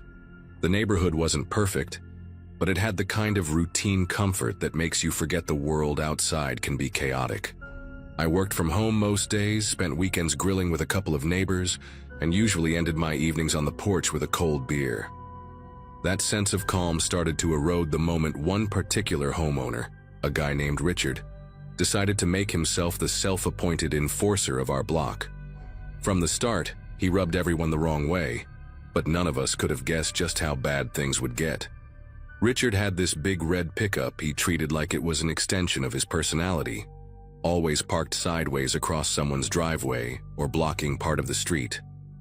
If you asked him to move it, he'd respond with a smirk or some nonsense about neighborhood codes that he seemed to invent on the spot. He once told me my trash cans were facing the wrong direction and claimed he'd report me for it. At first, I laughed it off. We all did. But the small harassments added up.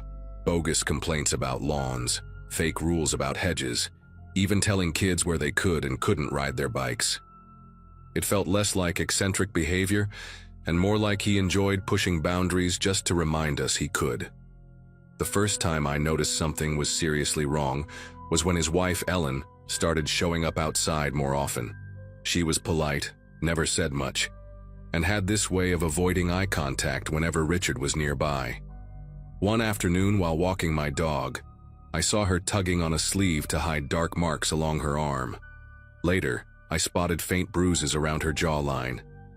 When a neighbor gently asked if she was all right, Ellen forced a quick, "I'm fine," and slipped back inside. The unspoken agreement among us was clear. We were worried for her, but confronting Richard felt like walking into a storm.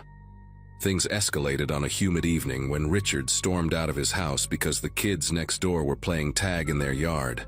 He started yelling about disrespect and noise violations while pointing at one of the boys, maybe 10 years old. What froze everyone in place was when he went back to his truck and pulled out a handgun, waving it around as if to punctuate his threats. Parents screamed, kids scattered, and the entire block went silent except for his ranting. That was the moment we all knew this wasn't just a difficult neighbor situation anymore. It was a powder keg waiting to blow. That night shook everyone. A couple of us tried calling the police, but when officers finally showed up, Richard was calm again, leaning against his truck like nothing happened. He spun some story about feeling threatened by aggressive kids, and since no one was physically harmed, they left with nothing more than a warning. The disbelief on the parents' faces said it all. How could waving a gun at children not count as immediate danger? From then on, every neighbor knew we couldn't rely on quick intervention. It was like Richard had found the perfect loophole in the system. The strange part was how Richard seemed to feed off the fear. The day after the incident, he walked down the street whistling, slow and deliberate, like he was reminding everyone he wasn't going anywhere. Ellen trailed behind him, clutching a grocery bag so tightly her knuckles looked pale. She wouldn't look at anyone. It gave me this gnawing feeling that she carried secrets we weren't ready to hear, or maybe ones she wasn't allowed to say out loud. Still, her silence made the situation heavier than his threats, because silence has a way of confirming the worst. We started holding quiet discussions in each other's living rooms after dark. No official meetings, just neighbors sitting on couches with cups of coffee, trading stories of every bizarre encounter. One family kept a log of every time Richard parked across their driveway. Another couple admitted he'd threatened to report them for trimming a tree. The more we compared notes, the clearer it became. His behavior wasn't random, it was systematic. He wanted control, and if he couldn't get it through intimidation, he'd get it through paperwork and fabricated rules. Eventually, someone suggested we start documenting everything together. Photos of his truck blocking driveways, recordings of his shouting, written logs with times and dates. It felt sneaky, like we were planning some underground resistance against a dictator. But the alternative was waiting until he did something irreversible. There was this undercurrent of dread at every gathering. What if the next blow-up wasn't just yelling or waving a gun, but an actual shot fired? Every parent in the cul-de-sac started keeping their kids indoors after sunset. The once friendly neighborhood where kids rode bikes in circles turned into a row of closed blinds and locked doors. One Friday evening, the breaking point arrived. Richard came home drunk, at least that's what it looked like, and started shouting at the Sanders family because their porch light was on too late. His voice carried through the cul-de-sac like a siren, and people cracked their blinds to watch. Then he slammed his truck door so hard it echoed, and I could see him fumbling at his waistband, like he was ready to show the gun again. Every parent grabbed their kids and pulled them back from the windows. This time, though, several neighbors called the police all at once, practically flooding dispatch with urgent pleas. When the officers arrived, Richard tried his usual act: calm voice, arms crossed, playing the misunderstood homeowner. But this time, something shifted. One neighbor had managed to capture the entire outburst on video from their second-floor window, audio included. The recording clearly showed him screaming threats while reaching for the weapon. Faced with undeniable proof, the officers had no choice but to detain him. For the first time in months, we felt like the balance had tipped in our favor, even if just slightly. Ellen stood in the doorway while they handcuffed him, her face pale but strangely still. When Richard was taken away, she finally stepped outside, clutching a sweater around her shoulders even though the air was warm. She didn't say much, just whispered a quiet thank you to the nearest neighbor before retreating back inside. That one word carried the weight of everything she hadn't been able to speak. Nobody pushed her for details. We just let the silence hang, respecting the fragility of the moment. After that night, the neighborhood slowly started to breathe again. Kids rode their bikes in the circle like they used to, and we even had a small block cookout a few weeks later to remind ourselves that community could outlast fear. Richard never came back. Word spread that he'd been forced to move after multiple charges piled up. Even now, though, when I sit on my porch and hear the distant hum of a truck engine, there's a part of me that tenses. It's a reminder of how quickly one person can poison a whole street, and how much it takes for ordinary people to stand together when the danger is right outside their doors.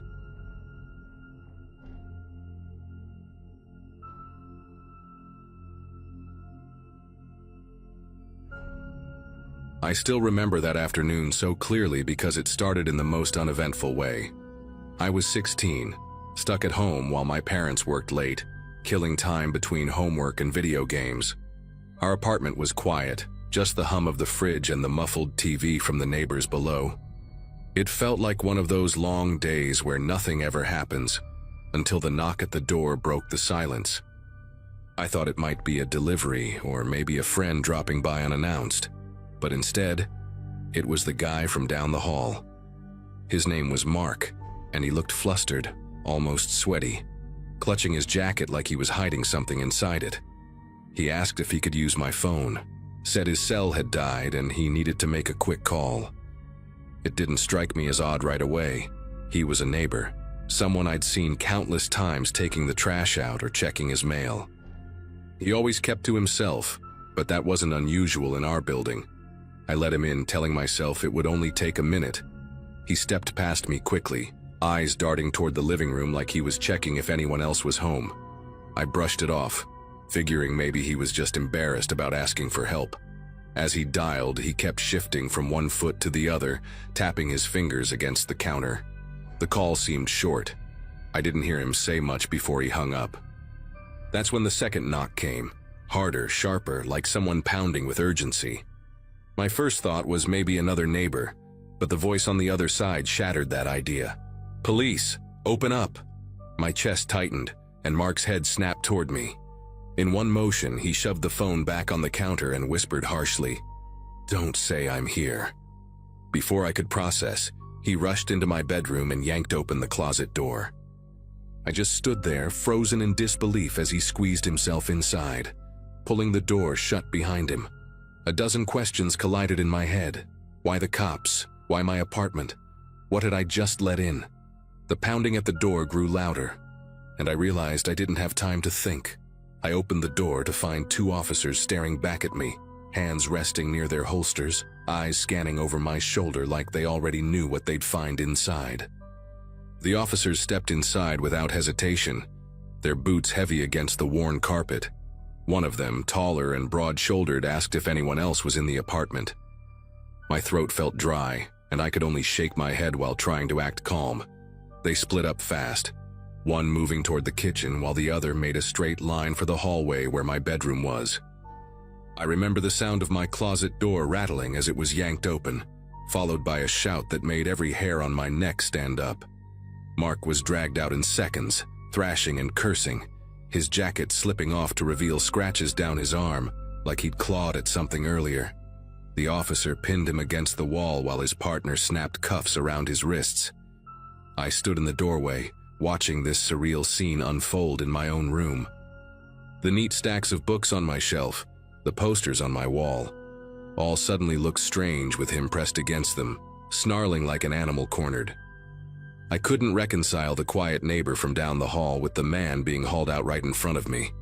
One officer stayed back to ask me questions, his tone firm but not unkind.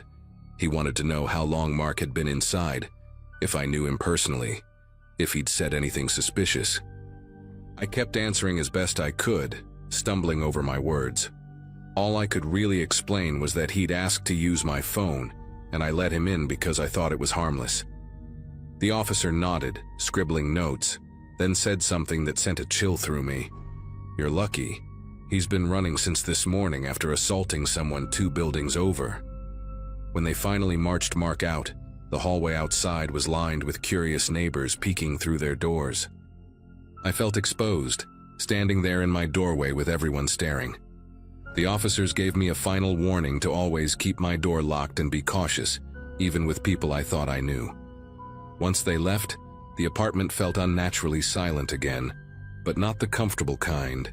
It was the kind of silence where every creak and shadow made me second-guess myself.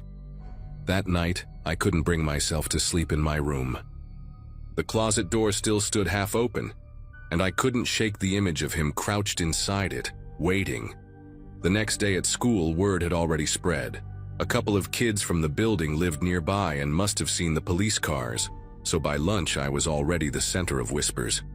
People asked if I was scared, if I knew he was dangerous, if he'd threatened me. I kept giving the same answer. No, I had no idea. But deep down I replayed every little detail. How fast he moved past me, the way his eyes scanned my living room, as if the clues had been there all along and I'd just ignored them. That evening, my parents sat me down for a long talk. They weren't angry, but I could see the worry in their faces. My mom said that trust is a dangerous thing when you don't know someone well, and my dad kept shaking his head, repeating that I should never open the door when I'm home alone. They tried to make me feel better, but nothing really erased the image of officers dragging Mark out of my closet. his face twisted with rage, as if he hated me for letting them in. For weeks afterward, I couldn't walk down our hallway without feeling watched. Even after Mark was gone, locked up somewhere, I assumed, I caught myself glancing at neighbors differently, wondering who they really were behind closed doors. I'd lived in that building for years without thinking twice about the people around me. But one moment of misplaced trust turned the whole place into a stage for suspicion. The sound of footsteps outside my door at night made me hold my breath, waiting to see if someone would knock again. It's been years since that day, but I still lock every door behind me the second I come inside.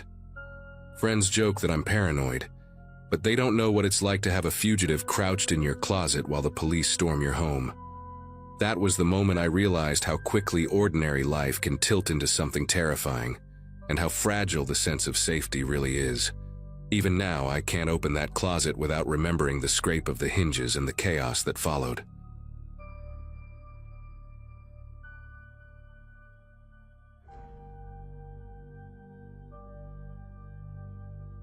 That particular evening was quiet enough that I could hear the hum of my refrigerator from across the apartment. I lived in a modest one-bedroom, the kind of place you rent when you're more focused on saving than impressing anyone. My days were predictable. Work, gym, dinner, then either a book or mindless TV until I was tired enough to sleep. Nothing extraordinary ever seemed to happen there, which was part of why I chose the place. The walls were thin, sure, but in a building like this you learn to live with the occasional footsteps or voices leaking through from the neighbors. It was background noise, almost comforting in a way. The first time the banging happened, I was halfway through a late-night rerun. It came from the wall I shared with the apartment next door, sharp and uneven, like someone slamming a heavy object against plaster. My initial thought was that somebody was clumsy while moving furniture or maybe hanging something on the wall way too late at night. I muted the TV for a second, listened, then shrugged it off when it went quiet. In places like this, you don't overthink every noise, or you'll drive yourself insane. Days rolled into weeks, and nothing about that night seemed worth remembering until the landlord mentioned something odd. We ran into each other by the mailboxes, and he made an offhand comment about people complaining of domestic disputes in the apartment next to mine. He said it in a dismissive tone, like gossip he didn't want to be dragged into. But the words lingered with me. I had never heard shouting or anything that suggested a fight, just those occasional bangs that didn't fit neatly into any explanation. Then it happened again, this time more violent, more insistent. I was lying in bed, drifting off, when the wall rattled hard enough to make a picture frame tilt. There was no rhythm to it, just frantic pounding mixed with something else, low, muffled sounds that didn't register right away. I sat up, straining to separate the noises, and realized it wasn't furniture, and it wasn't random clumsiness. It was crying, quiet, stifled, almost swallowed by the walls, but it was there, carried through the plaster like a whisper no one was meant to hear. I stayed awake for hours that night, staring at the wall as if it might explain itself. Every so often the banging would start up again, followed by those muffled cries that sent a chill through me. I wanted to believe it was just an argument, maybe someone hitting the wall out of frustration. But the sounds didn't match that theory. They were desperate, drawn out, the kind of noises that make you realize someone is in trouble but has no way to say it out loud. Sleep never came easy after that. I found myself listening for it even on nights when the apartment was silent. The strange part was how normal everything seemed during the day. I'd pass neighbors in the hall, exchange nods or a quick, "Hey," and nothing ever seemed amiss. The guy who lived next door, at least the one I assumed was responsible, was a quiet man I rarely saw. Mid-30s maybe, a little disheveled. The kind of person who avoided eye contact and kept his head down. He carried groceries in reusable bags, smoked occasionally on the balcony, but never struck me as threatening. Still, the thought that those cries might have come from his apartment made me start paying more attention whenever I saw him. The noise escalated one Friday night. I had friends over for pizza and a movie, and halfway through the film, the pounding started again. My friends exchanged glances, whispering things like, What the hell is that? I tried to laugh it off, said something about thin walls and neighbors with bad tempers, but the tension in the room was obvious. The sound was relentless, echoing like fists slamming into drywall, until one of my friends muttered that it sounded more like someone was trying to get out rather than in. That comment lodged itself deep in my mind and refused to leave. After that evening, I couldn't ignore it anymore. I found myself hesitating by the shared wall, ear tilted toward the faintest noises, trying to piece together what was happening next door. Some nights it was quiet, eerily so, like the apartment was empty. Other nights, the banging returned with a force that shook my shelves. The crying would rise and fall, then cut off abruptly, leaving me staring into the dark, wondering if I should knock on his door, call someone, or pretend none of it was my problem. That tug of war between fear and responsibility became my nightly routine. One night, the pounding reached a level that felt impossible to ignore. It was close to midnight, and I was reading in bed when the wall shook so violently that dust drifted down from the ceiling. The cries were clearer than ever, not words I could understand, but pleading all the same. I picked up my phone, thumb hovering over 911, but fear tangled me up. What if I was wrong? What if I ended up dragging myself into someone else's private mess? My pulse hammered in my ears as I sat there, caught between dialing and doing nothing, until suddenly the apartment fell into silence. Not a gradual fade, just silence as if someone had flipped a switch. The next morning, I noticed something strange. The blinds in the neighbor's apartment, usually half open with the faint glow of a lamp behind them, were drawn tightly shut. Later that day, while leaving for work, I realized his welcome mat was gone, along with the potted plant that had always sat by his door. The space looked stripped bare, like no one had ever lived there. When I asked the landlord about it, he simply said the tenant had moved out overnight. No warning, no notice, just vanished. His tone made it clear he didn't want to discuss it further. What unsettled me most wasn't the disappearance itself, but how abruptly the noise ended. For weeks, that banging and crying had been part of my nights, impossible to ignore. Then, in a single night, it was over, erased without explanation. I started second-guessing myself. Had I misheard, exaggerated the sounds in my own mind? But the tilted picture frame, the rattling shelves, even my friends who heard it firsthand, those things were real. Something had happened in that apartment, and it ended the moment he disappeared. To this day, I still find myself staring at that blank door whenever I walk past it, half expecting to hear the faint thud of fists against plaster again. No new tenant ever moved in. The apartment has stayed empty, at least as far as I can tell. Sometimes late at night I catch myself holding my breath, waiting for the silence to break. It never does, but the memory of those cries never really left.